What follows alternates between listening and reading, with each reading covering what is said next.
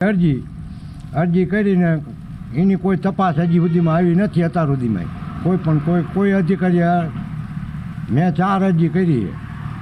ક્યાં અરજી કરીને? એક ગાંધીનગર કરી હતી, એક હળવદ, એક મોરબી અને એક પંચાયતમાં. કેટલા સમય પહેલા અરજી કરી? હજી સુધી અરજી કરી લગભગ 12 મહિના ઉપર થઈ ગયું. હજી સુધી કઈ કાર્યવાહી થઈ કે કેમ? હજી કોઈ કાર્યવાહી થઈ નથી. અત્યારે શું ગેરકાયદેસર લાગે છે? ગેરકાયદેસર નીચે જૂનું બાંધકામ છે 20 વર્ષ પહેલાંનું ધરતીકંપ મોહનનું, અને એની માથે પાછું અત્યારે નવેસર ઉપર બીજો માર કર્યો બાંધકામનો. કાલ હવે આમાં 500 છોકરા ભણે છે અને પડે ને દબાઈ જાય તો કોઈની જવાબદારી. અને રમતગમતનો મેદાન નથી ને વાહનનું પાર્કિંગ નથી.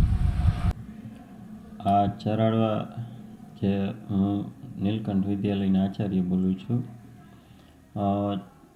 જે તે સમયે અમે આ 3જા માળના બાંધકામ માટે ગ્રામ પંચાયતમાં મંજૂરી મેળવવા માટે અરજી કરેલી હતી, પરંતુ એ મંજૂરી કોઈ કારણસર તે લોકોએ નામંજૂર કરેલ છે.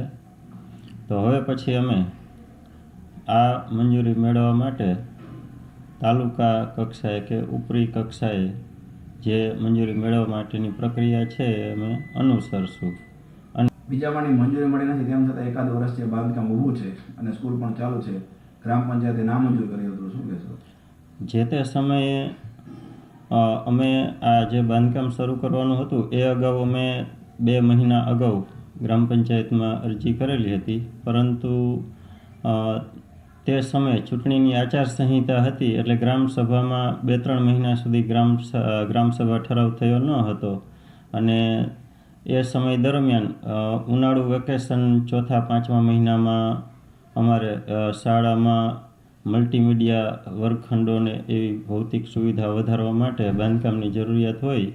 જે તે સમયે આ મકાન માલિકોએ એ બાંધકામ છે એ કરેલું હતું.